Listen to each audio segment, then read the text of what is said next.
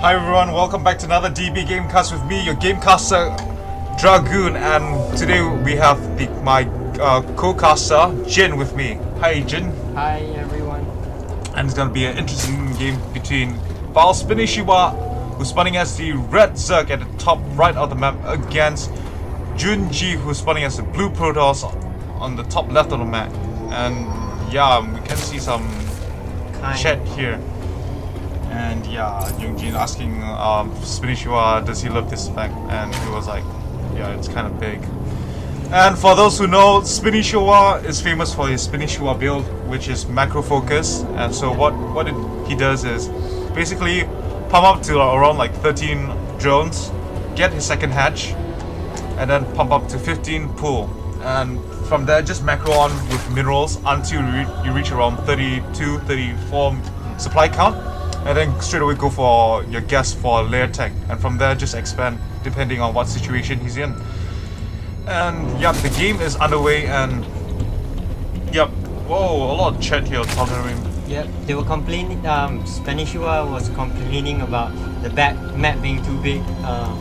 Spreading creep would be difficult, takes a long time. Yeah, very true. It's true, but as a third player, you want a map to be big so you can macro. Yeah, you can go for more hatches and yeah. But the problem, I think another problem is like the big maps, right? Because enemies, especially Terrans, they have drop ships, and then when you stop dropping in your hatch, you have to run all your units over. But with Zerglings on creep, my gosh, I think they're like, what, the Ford GT40s, man. They're like freaking fast. Well, the main thing about Zerg is you must remember to use your overlords wisely. Place them in locations where you can spot drops before they arrive. Certainly, so, yeah. That's something you would have to work on every day. And yes. Thank you for telling everyone. So yeah, if and anyone who's playing against him, this is just a tip. He always follows the Spanshwa build. So just rush him, 6 pool, you win. Wow, you're a very kind soul, Jin. Anyway, yeah, there you go. A pro tip from Jin. But most likely I will deny your friend request anyway. Alright, Spanshwa going for a standard 13 hatch 15 pool. We'll be macroing up soon. I think YoungjunG will know about this, and he's probably gonna go for a counter against it. But YoungjunG going for a second guess. I think he's probably gonna go for sentry heavy. Or either go for stalkers or air units, where the void ray are really powerful. But the problem is that with the Spanshwa build, you probably, when the void ray is out and by the time it reaches the base, the Zerg will probably have like 4 queens already on standby, and then they have transfusion, which is it's pain in the ass. It's irritating. Yep, a total pain in the butt. Anyway, we have vileSpanshwa sending out Zerglings just to scout. Probably gonna go for one shower. The base? Oh, that's a drone. Still alive, surprisingly. Yeah. And then, yeah, the drone just being a nuisance here, checking out. Whoa, what's up, YoungjunG? Oh, I see you have 2 guesses. Alright, I'll probably gonna do some free far out counter. Dropping on 2 spine crawlers, which is something I recommend, and I tend to do it a bit late. The problem with me, I tend to put my spines really late because I tend to put all my minerals into drones. Yeah. But the problem is that a lot of people like to do early pressure, so it's best to put around like 4 drones. But I think it would be possible if you were playing on this map, because it's a huge map. Yeah. Rush distance is low. It'll take time. If they were going 6 pool, you would have been raped. Yeah, but the problem is that Protoss with the warp gate type, they can actually just spawn at your base, no problem. But it's a big map, like you said, and the Zerg army is so agile, so mobile. I think Terran and Protoss units will be going for defensive play here. So which is why I think most importantly the Zerg have to have the watchtowers closer to the enemy base, so you can scout out whenever they're moving out, start spawning units, start preparing to defend your base, or maybe even intercept them halfway. Prevent especially Protoss, you have to prevent them from making a proxy battle. Yep. We can see here having a bunch of sentries, and the good thing about having early sentries is that the energy just regenerates until max. Yep. And by the time when you have like a big army of colossus, yeah, just a big army of stalkers and big stalkers, colossus, they can really do a big difference with the force field placement. But he's going for a 4-gate expansion. Pretty funny though. He might be cancelling the Nexus. We have seen quite a number of pros who build the Nexus, allow the opponent to scout, Yep. and just when they're about to move out, they cancel the Nexus, spawn additional 4 units, maybe 4 Zealots or Stalkers, But and push out with a much more bigger army. that's called mind play, man. It happens. But most likely, I think he'll be allowing it to go up and play a macro map since it's such a big map. Possible. And I think vileSpanshwa, seeing this thing going up, the Nexus going up, he's probably gonna go for expansion because he sees that whoa! What is? Oh my gosh! He's going for a 4-gate rush. I was spot on. Oh man, this is gonna be interesting. It's gonna be a really heavy push here. Yeah. Well, but the thing about this is it's kind of an all-in. Yep. Because you can't lose quite some minerals. You're putting everything you have in. So we'll see what happens here. Yeah, but the problem is that he has 2 siblings and he knows that it's most likely going to be an all-in. But then this creep spread is really well. But I don't know if he has enough units to come out for defense. I think he does. He does have. He doesn't have enough units, but he has enough time for it. Yep. It's a good force Yep. You can see the creeps here trying to introduce, but I think they're out of energy. Oh, this is a big problem because the force placement is really well-played force placements. But more stalkers coming in. With a bunch of links, the stalkers are really weak against links, and good force placement One here. more spine follower goes down. The thing I think metabolism. I think the Proton player should back up at the moment. Yeah, They can't really take it on. because links basically they are really fast and really effective against it's even faster. stalkers. Yeah, and stalkers they only do wounds and make you get armored units. Well, he gets the spine crawler, but I think this is the end of his stalker. Maybe should be the end because there's a bunch of things coming in and the zealots not attacking the right units, I guess. Yeah. I think it's gonna finish him off.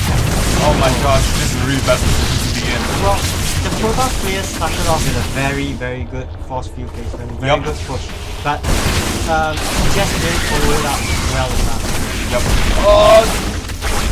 Spatial losing a queen there. Seems like he might be able to push it. Yeah, with a bunch of zealots, I think. Yeah. But then with the spine crawlers coming going up, I don't know. He has to do damage to the front line. vileSpanshwa sending for a bunch of drones just to push back the enemy, the Protoss army, surrounding him, trapping them in. A good play. He's actually using the hold position, trapping the enemy. Well, the main thing is with the hold position, the zealots will target units which are attacking them. Yeah, so the drones are not attacking them. So and so they get stuck they there. Get stuck trying really to good move play then. Really smart. Oh man, vileSpanshwa is just my gaming idol, man. He is like the really awesome player. Yeah, We'll be dropping down a few more spines here. Well, YoungjunG doesn't seem to be trying to make macro. He's still focusing on trying to push and clear. Yep. It's not the best thing to do now. Yeah, the problem is that the Z army has 2 bases already. I You think can see this it's is a like very bit saturated, and he already has his lair tech up. Yeah. And then, oh man, having Infestors infestation. coming. Oh man, he is in big trouble, and his natural hasn't expanded yet. This is a bit late for the Protoss player to back out. He should have backed out the first wave, yeah. The first As in wave. like still where he still can save his army, but now with the creep spreading so far ahead, I think, oh man, I don't know. I think this is very most bad likely for him. I think it's probably 80% loss already because he spent so many minerals on his army. 4-gate. Yeah, practically 4-gate is all in. It's very hard to transition out of it. Yeah. Well, 4 gates are normally not all in, but if you play it well, you can actually transition to higher tech units. But the problem is that he spent all his minerals on his army and keep on pressuring the enemy. Yeah, and he lost. He did.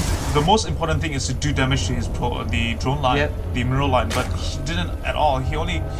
They were only trading armies. Yeah, mainly what he was trading was army for spine crawlers, I guess. Yep. So, This is bad, and just finishing having his overseer inside, knowing that YoungjunG doesn't have much tech up yet, only has a forge and extra robotic facility.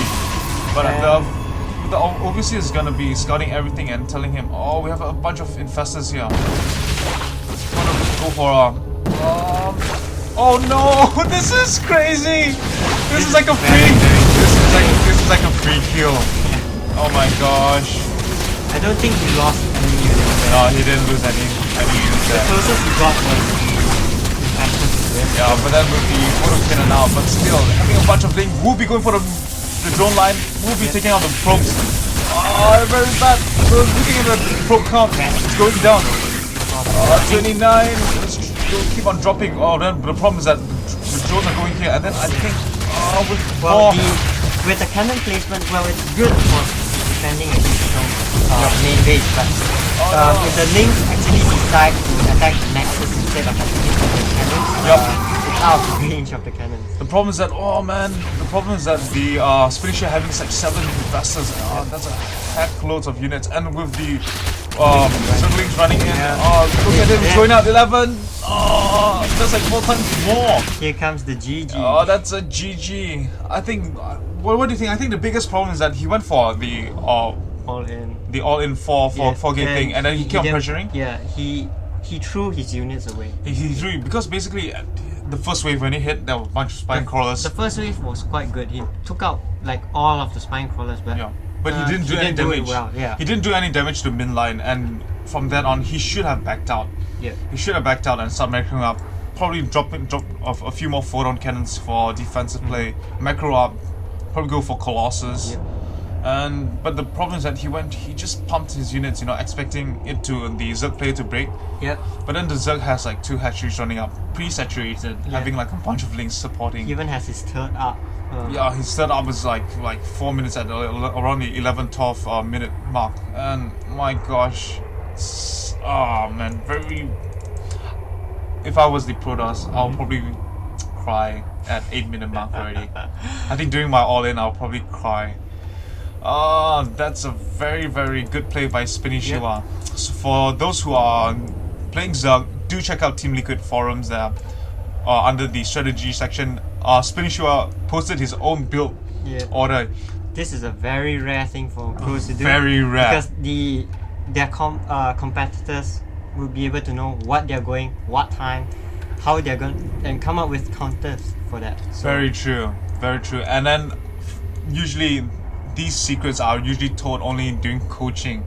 And coaching isn't cheap. If you guys go to gosucoaching.com, you guys can see the players, the top players who feature their Hydra is charging a humongous. If you guys look at their charge rate, normally it's around 80 average. I think 80, average. Some 40, some 80, but Hydra's the only one charging $300 per hour. His is more than double any of them. Yeah, I think he's just being I don't know. Yeah, well, maybe he can't take noobs. I think the most likely he's gonna teach you how to rage quit. Yeah, probably. Yeah, that's his signature move. And well, that's all, folks. Thanks for watching, and this is Dragoon signing off with Jin. Alright, see you guys.